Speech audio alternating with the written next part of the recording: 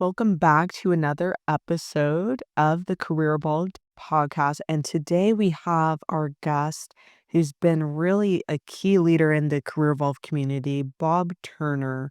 He has been Chief Information Security Officer. He's now head of research at CISOs Connect. And we really brought him to the table to share what it takes to thrive in the C suite in the space that he's in, as well as how he's overcome some of the limitations in the market, like age discrimination, and just staying optimistic and really committed to results, even at this stage in his career. He continues to evolve and thrive. And really, another reason Bob just embodies a conscious leader. And here at Career Evolve, we're all about raising the consciousness of leadership and especially how you navigate your career. So, Bob, thank you so much for making the time to share your journey and insight with us. Well, let's have some fun with it. All right. So Ryan, we get so many challenges with folks late in their career. What are you hearing that we people run up against with the age discrimination? I have to just start out the gate with that because it's tough for us to speak to that, not being in their shoes, right? Even though we've seen it hundreds of times, but I'd love to hear what you guys think about this. Yeah, absolutely. Bob kind of defines the odds a little bit because one of the things that you hear out there on the market is how the more experience you have, the riskier it is because a lot of companies are looking for more the 2 to 5 year range, the 5 to 10. And when you have leaders who have like 20, 25 years experience, they either see it as a potential risk just because you don't know what the next chapter is going to look like. They're viewed as expensive because you can hire someone a little bit younger, a little bit more youthful, and you can pay them to grow into the role versus paying for the experience that another company paid you for. So there's a lot of different directions that can go with that piece because people feel the fact that they're almost being penalized for having a successful career. And what I'd love to ask Bob is how you've utilized your experience to be a weapon instead of a kryptonite. So, how did you personally leverage the career evolved method to position yourself as a leader in this way versus using it as a hindrance? I've got my chart right down here, by the way. I, uh, I like to focus on the level of energy I can bring to a role. Um, a lot of that is experience driven, but a lot of that is also just a healthy understanding of what I can do, what I'm capable of, but also how I can learn people's strengths, people's abilities, and be the leader of that group rather than just a figurehead. I think that when you look at leadership today, a CISO has to be the leader, and chief information security officer is not a giveaway position. If you have one in your organization, it's because you recognize the need. In the higher ed space where I have had most of my CISO experience, um, it does get a little bit challenging. So you have to have that maturity. You have to have the ability to help people understand where the challenges are. And in any executive position, the positional authority can't be all you have. You have to have the ability to talk at the level of the board, at the level of the rest of the C-suite. You have to be able to associate and coach and just be an affiliative source of knowledge and understanding for the directors that are around you and the people that work with you. I like the fact that in my career I've been given the opportunity to do that. But that comes from, deep in my history. I got into leadership early and I learned how to help people understand how to get things done, but also be ready to roll up my sleeves alongside them. That's You know, one thing that you highlighted, you when you first started that, Bob, you went back and referenced the energy that you still have to this day. And that's powerful simply because you have a young man's energy and it's vibrant and it's powerful. And one of the biggest areas of opportunity that more seasoned leaders can obviously take note of that and apply is the fact that it's important to understand how when you have a focus of what it looks like to promote yourself with a young man's energy, you're able to blend and mix together what drive looks like with experience to understand that you know how to drive a culture, but yet you're not stuck in your ways and you're willing to adapt. And I think that's the biggest risk that companies have with more seasoned leaders is that they're afraid that they won't be able to adapt to what's new, to what technology is about to drive, to how they're going to create and innovate because they try to rely on their past in order to create the future. And right now we're operating where the future is 5, 10 years from now is happening in 2026. It will happen in 2026. So how did you intentionally do that by, in a way, humbling yourself to create an empowerment for yourself? How did you do that? Yeah, I think the phrase that I've heard used a bunch of times is good leaders don't take themselves seriously. Ooh, interesting. And I have the ability to kind of, shift in and out of humor as not only just a way to deal with situations, but it helps me feel better about the day when I come home from it saying, that wasn't a bad day. I had some fun.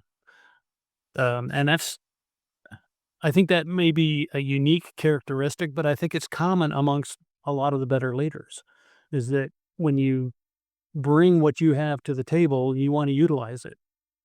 Yes. You don't want to be in a role where they say, "Yeah, he's a nice guy to be around, but we want him to do it our way." So So, you have to be able to use humor as a way to influence. You have to be able to utilize your authentic self as a way to influence, and you have to, um, in my experience, you have to be able to meet people where they're at and help them along the way. That's what I see a CISO's role being, because you don't win when it's the game of no, or the game of don't do that, or any of the other negative traits. You have to say, "Here's what you're doing this really well, and here's how we can do it better." well, you take evolving personally, Bob, and that's something that I've seen as the multiple conversations we have had, which you've shared on a couple of our group calls, and how you're even networking and helping lead a couple of our clients right now to the next opportunities. As I just got on the Shanique and a couple others. You're She's very fun. she is absolutely. She's and the reason why I think I like that is as you intentionally evolve. Can you talk to us a little bit about how evolving doesn't happen by accident? That it has to be intentional because the failure to adapt, the failure to evolve is basically saying that you're choosing to fail in itself. So what does your mindset discipline looks like when you wake up and say, I had experience, but I'm choosing to be better today. I'm choosing to evolve today in a different way that no one else is. You know, I go back to um, my internal compass, which is my relationship with the Lord, and I'm not going to dwell too much on that, but we're not as good as we could be. None of us are. We can always do better at what our strengths are. We can capitalize on those strengths, but at the same time we're doing that, we have to be conscious enough of the challenges that we have, and we have to be able to address the challenges. In leading and being a full-fledged member of the C-suite, you have to look for that in the other leaders too. Um, if you have leaders that are functioning in that way, then your job becomes easier because it's easier to relate to people at that level. And if people see you are an influencer in the C-suite, then they're going to gravitate to that. Sometimes your influence is in the world of cybersecurity is that you have to tell them they really need to do something that they didn't want to do in the first place, but it's the best way to do it. And in that case, you know, all of the strength, all of the characteristics, all of the understanding you have and the things you've learned along the way all have to be available at your fingertips, and you have to be able to put them in play. That is that is powerful. So then, Bob, before I turn back over to Olivia, one thing I just want to emphasize specifically is that for yourself, that's not normal mentality for someone who's as seasoned as you are. So I guess the thing that I want to ask is like, what's your secret? What's your secret to basically approach the market, approach opportunities when you hire people what is your approach to make sure that you stay fun, you stay detached, excuse me.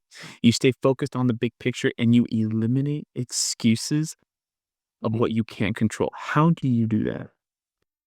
Um, because I don't like the other side of that coin. I Love I I I don't like, um there's been so many characters in TVs, cartoons, etcetera, but if you remember there's a character called Bad Luck Schleprock, and he was a cartoon character, and he always just ran into the grinder every time things happened. Um, that's no way to live. I personally refuse to live that way. If we can't find some humor in the day, if we can't find some goodness around any action that's taking place, um, that takes away from our ability to be humans. Okay, that you're gonna say, well, sometimes you have to embrace failure and do something with it. Uh, I choose to do something positive. Okay, if we're going to fail, um, we need to make sure that we're ready to build back up again because failure's not an option. And somebody said that in a movie. Uh, but the idea is, I think that it's in every human to want to do the best job they can. I like to draw that out of people. I like to draw that out of not only the people that work on the team with me, for me, but I also want to draw that out of my peers and I want to draw that out of my leaders. More fun to have fun than it is to just get on the mopey circuit. I have something I'm really curious I have to ask you because, you know, I talk to a lot of C-suite folks, and there's 2 camps, right? Those that have a big ego and those that are really humble. And you're clearly in the humility camp. You're confident, but you're humble, you're aware, you're in tune. And You those in the other camp have trouble learning from the younger generations, right?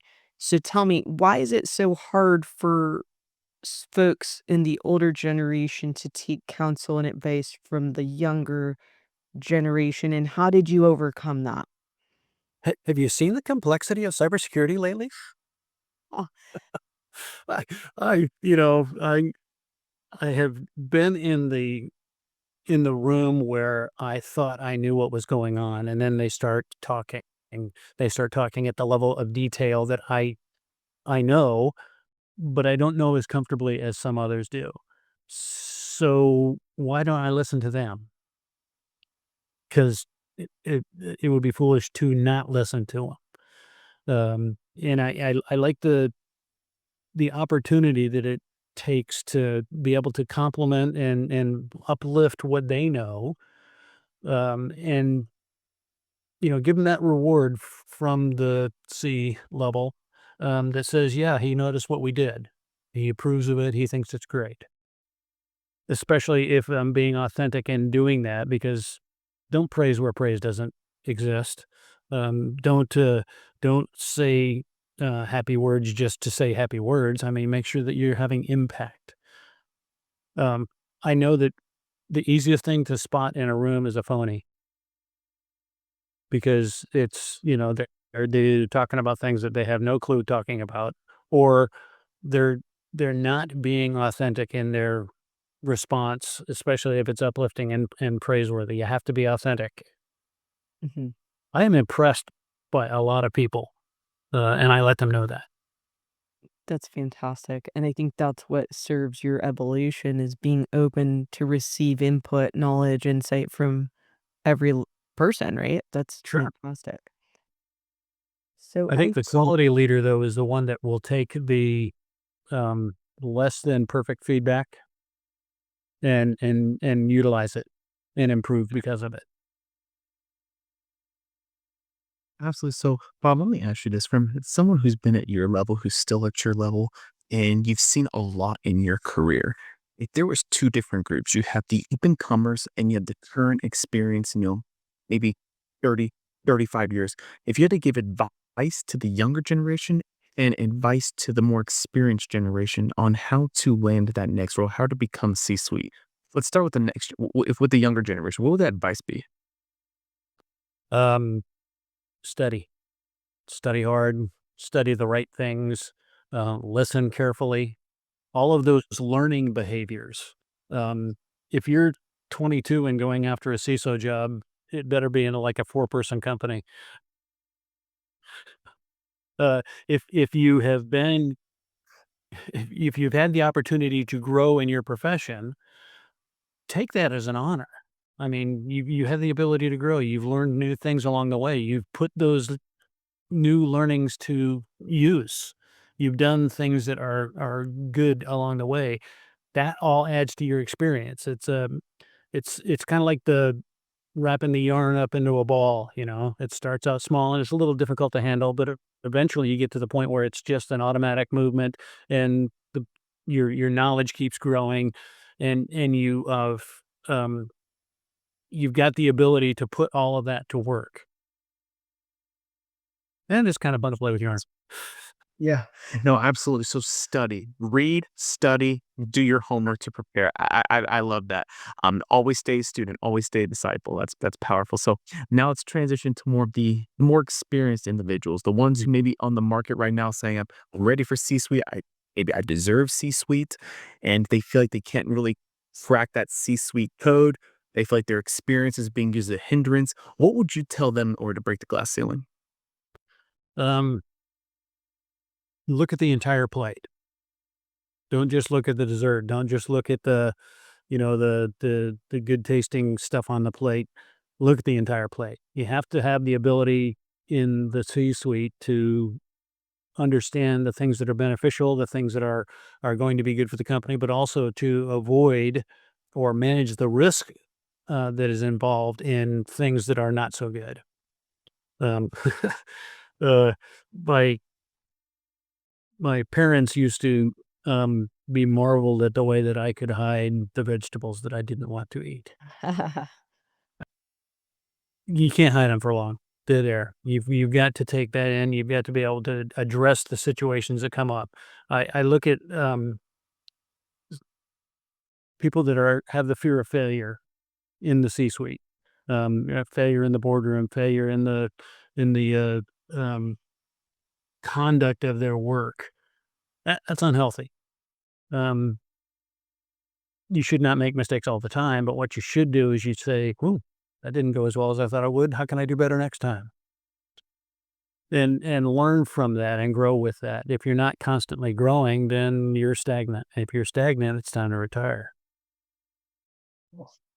That's fantastic. And so, like, Bob, for yourself, you landed your next CISO role through the Evolve method. You did that intentionally through outreach, through connecting, through building that pipeline.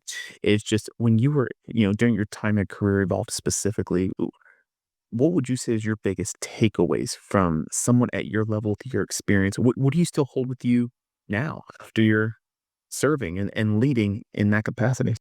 I think it's continuing to be able to have the conversations.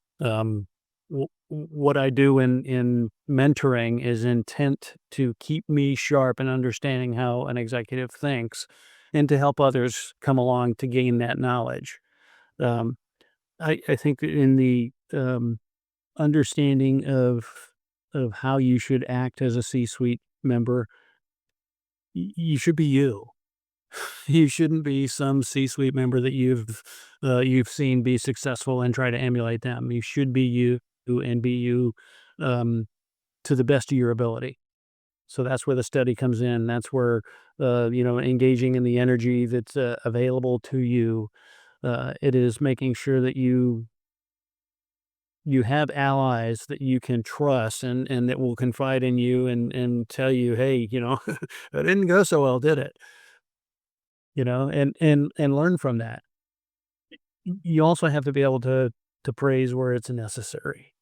And I think that when you see something that goes well, doesn't matter who it is, whether they're senior to you, a peer level, or somebody that is up and coming, you have to give that. You have to give the credit where the credit is due. You have to give the encouragement to continue doing it. I've never lost with that as my my way to go. So then, Bob, what's your secret to staying grounded in the unknown in order to make sure you can secure what it is that your goal is? What's your key to staying grounded? Again, I'll say it personally. I know that I am not the one in charge.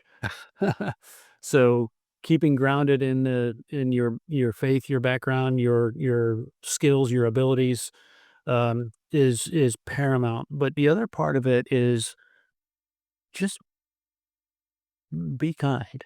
You know, don't do things that you know are gonna cause people to go all wonky. Now, I can't say I've been perfect in that. I can tell you that I have learned a lot from bad experiments. And I also know that everybody has a chance for redemption. And it's how you approach it that opens up those doors. So if you make a mistake, own it.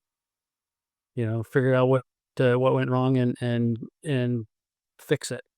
Um, and make sure that you let others know. Especially if you've really offended somebody, you got to pull them aside. That praise in public, apologize or rebuke in private. That works out goes a long way towards being successful in that sea endeavor. Even the conversations I had as part of the career evolved journey, I enjoyed ending those conversations on a high note and really being thankful for the conversation, being thankful for the ability to experiment just a little bit. Um, but also being mindful of the fact that I just had somebody's time and it was given to me freely because they had been through the same place, to the same place I was at when I was talking to them. And I think that we all owe each other that level of civility and that level of honor and that level of just being kind. Absolutely.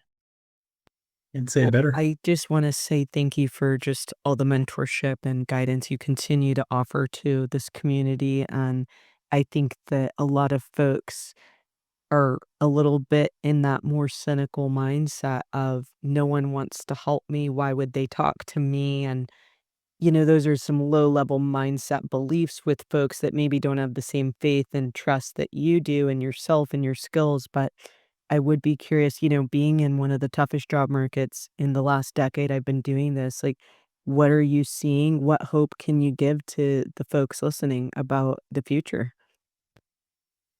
Um, don't be afraid of AI. It's not coming to eat your lunch. It's coming to make life easier. Um, and really just kind of embrace any opportunity you get. If you can't do that, um, then you're going to the dark side, and not in the Darth Vader um, sense of it, but you're embracing unhealthy thoughts, and the healthy thoughts are the ones that are saying, every day could be a holiday, and every meal could be a feast. And you just have to decide that. By the way, that's not mine. That came from Dan O'Leary, who was a cook on the first submarine I was on. He used to say that. That was his thing. Every day's a holiday, every meal's a feast. Well, that's fantastic. I don't know, Ryan, do you have any other questions? Because I was going to pivot over to obviously, today's a special day for you, right? As a veteran, 100 years, in service with your family. Do you want to speak to that a little bit just to honor the day? Yeah, I am. My father was the first in his family to serve, and he was in during the Korean conflict, and he also served in Vietnam. He did 20 years in the Air Force, um, and that was kind of the life that we had growing up. He retired the year I turned 11 was the year he retired from the Air Force. Um, my brother went right into the Coast Guard out of high school, and he did a 20-year career. Um, I did the same thing. It was time, and what I got was an opportunity to learn new things. Uh, Something my dad did when I was young is he brought me along in his adventure in the radio hobby world. He was into single sideband ham radio, that kind of stuff, and he brought me along for the ride. and that's what that's what caused me to love what I chose to do in the Navy is be in the radio field, telecommunications field. Um, and it didn't stop there. I mean, we've had nieces and nephews that have served, or I have nieces and nephews that have served. I've had a lot of folks in our family have served. If you were to total up all of the service, we are well over 100 years. Wow.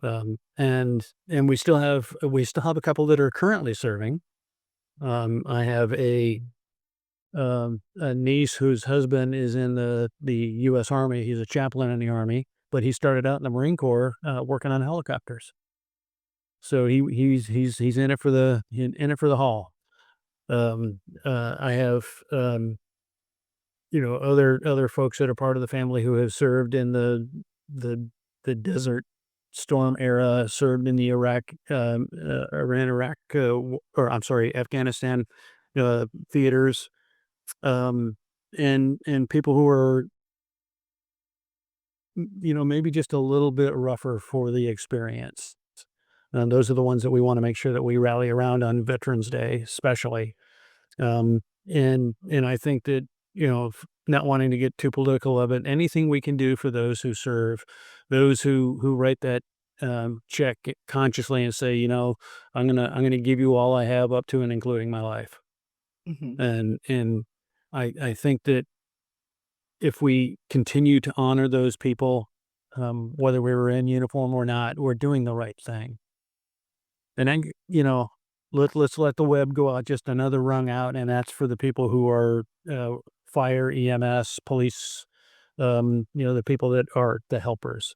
And I'm going to invoke the spirit of Fred Rogers, Mr. Rogers' Neighborhood. He said that you always look for the helpers. Those are the people whose energy you want to be part of. That's beautiful. Thank you so much for sharing. So I don't have any other questions. So Sure. I just want to thank you so much for your time. And if there's any like parting words you want to leave us with that you didn't get to share, I mean, obviously you've got so much just just optimism, wisdom, insight, and I would say inspiration that the community is always just really excited whenever you give us your time. So thank you again, once again, for sharing all the wisdom. Well, you're welcome. It is a good community. I really believe in it. I've had success because of it. Um, it's it's also the other part of it is it's a lot more fun to be positive than it is to be negative. It is. But Well, it's easy to get swim in the negativity, just it's everywhere, right? So I yeah, think that's some great but it's advice. not helpful No. in the long run. Yeah, take that few moments. Say, I could have done that better.